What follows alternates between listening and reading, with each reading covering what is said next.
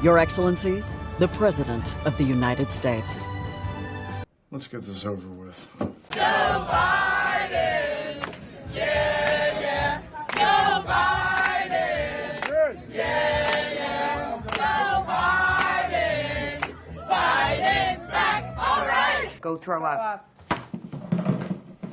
Today we start with another week of Joe Biden highlights, also known as the Resident-in-Chief highlights. Over the past week, Joe Biden brought up his Uncle Bozy, who you may remember is the uncle he claimed was consumed by cannibals. He confused efforts by Congress to fund the war in Ukraine with the war in Iraq, which, to be fair, it's probably hard for Biden to keep up with all of the globalist war funding he's done in DC over the decades. He then went on to say that climate change is the only existential threat to humanity, and he even went as far to say that includes nuclear weapons. He claimed to be both a student of French history and a son of the American Revolution. And lastly, when he was over in France, he completely embarrassed America at the D-Day ceremony and looked like a senile old man, which is pretty much expected at this point, which is why these are called the Resident-in-Chief highlights, and enjoy.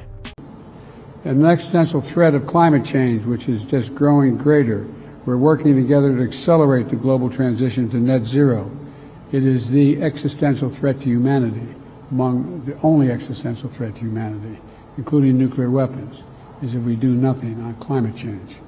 It was a moving experience for a student of French history to be the Champs-Élysées today. It was a moving experience for us, for the whole delegation. We talk about democracy, American democracy. We often talk about the ideals of life, liberty, pursuit of happiness. What we don't talk about is how hard it is, how many ways we're asked to walk away, how many instincts are to walk away. The most natural instinct is to walk away. A democracy is a political system in which the people periodically, by majority vote at the polls, select their rulers. The rulers then have absolute power to make whatever laws they please by majority vote among themselves. In a constitutional republic, the people also, by majority vote at the polls, select rulers, who make laws by majority vote among themselves.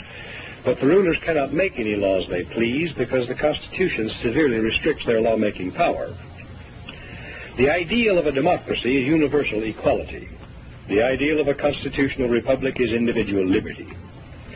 In this century, great strides have been made toward the goal of subverting our republic and transforming it into a democracy. The foremost tactic of the subverters is subversion of language. By calling America a democracy until people thoughtlessly accept and use the term, totalitarians have obscured the real meaning of American principles of government. Writers of the Constitution were anxious to safeguard liberty against dictatorship, monarchy they called it. But their chief anxiety was to protect the country against democracy. Edmund Randolph, delegate to the Constitutional Convention from Virginia, said the general object of the convention was to provide a cure for the follies and fury of democracy. There were Americans like Sergeant Leonard Lomo from New Jersey. The idea that we become semi-isolationists now, which some are talking about, I mean, the idea we had to wait all those months just to get the money for Iraq because we were waiting. I mean, it's not who we are. It's not who America is. You know, I don't want to make this personal, but every time I show up at a military site where veterans are buried, it brings back memories of hearing my grandfather and my mother talk about the loss of their son and brother in the South Pacific. Got shot down in an area where there were a lot of cannibals at the time. Only a little problem. His uncle's plane, in which he was a passenger, didn't crash in New Guinea, and it wasn't shot down. According to official military records, state the aircraft plunged into the Pacific. Pentagon records state, for unknown reasons, this plane was forced to ditch in the ocean off the north coast of New Guinea. Both engines failed at low altitude and the aircraft's nose hit the water hard. The three men failed to emerge from the sinking wreck and were lost in the crash. One crew member survived and was rescued by a passing barge, but not according to the president, who, for reasons no one can explain, has begun spinning this bizarre variation to the story where the plane is shut down. His uncle is consumed by man-eating primitives.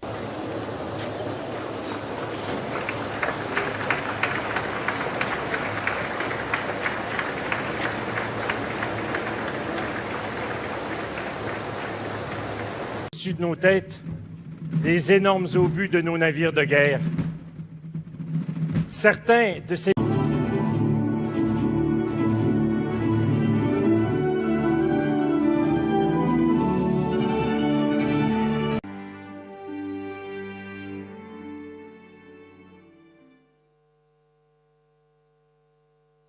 Distinguished guests, please welcome the Honorable Lloyd J. Austin. I asked him, said, I've got to leave, be first one to leave because I pull people up. We're living in a time when democracy is more at risk across the world than any point since the end of World War II, since these beaches were stormed. They've inflicted on the Russian aggressors, they've suffered tremendous losses, Russia. The numbers are staggering. 350,000 Russian troops dead or wounded. You know, one of the things that's been a legend in my family is my middle name is Robinet. And allegedly, I've been told by my grandfather that this was established. I've not found it yet. Maybe someone could help me. That I'm a son of the American Revolution because Robinette came over with Lafayette and never went home. He stayed in the United States. So that makes me a son of the American Revolution. And, I haven't been able to establish that yet, so maybe one of your genealogists can figure it out for me. I've come here today to do what the Republicans in Congress refuse to do. Take the necessary steps to secure our border. The border is closed. The border is secure. Today, I'm announcing actions to bar migrants who cross our southern border unlawfully from receiving asylum. Migrants will be restricted from receiving asylum at our southern border unless they seek it after entering through an established lawful process. And those who seek to come to the United States legally, for example, by making an appointment and coming to a port of entry, asylum will still be available to them, still available. On my very first day as president, I introduced a comprehensive immigration reform plan to fix our broken system, secure our border, provide pathways for citizenship for dreamers, and a lot more. And I'm still fighting to get that done. This ban will remain in place until the number of people trying to enter illegally is reduced to a level that our system can effectively manage. Thank you very much.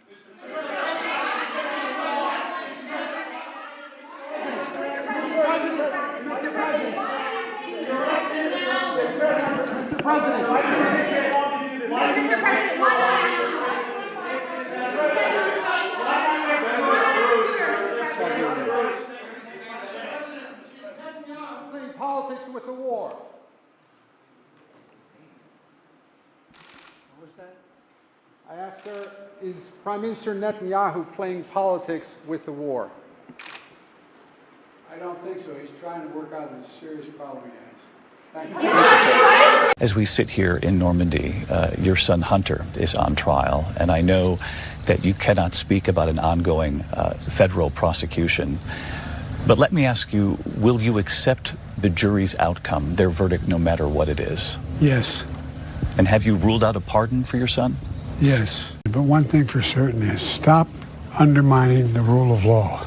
Stop undermining the institutions. That's what this whole effort is. All the MAGA Republicans are coming out saying this was a fix, this was a jury that this was a judge that set up to get Trump. There's no evidence of any of that. None.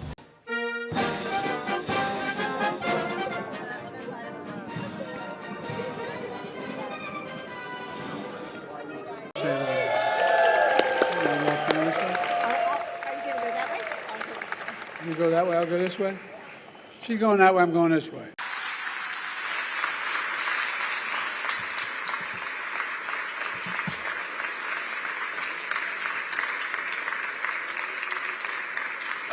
Mr. President, thank you.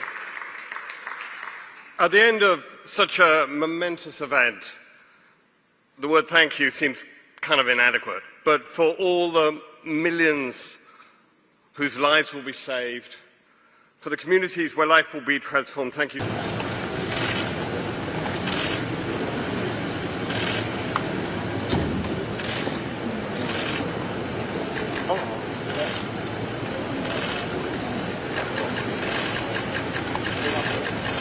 To know, and you know, I think the thing about, let me put it this way.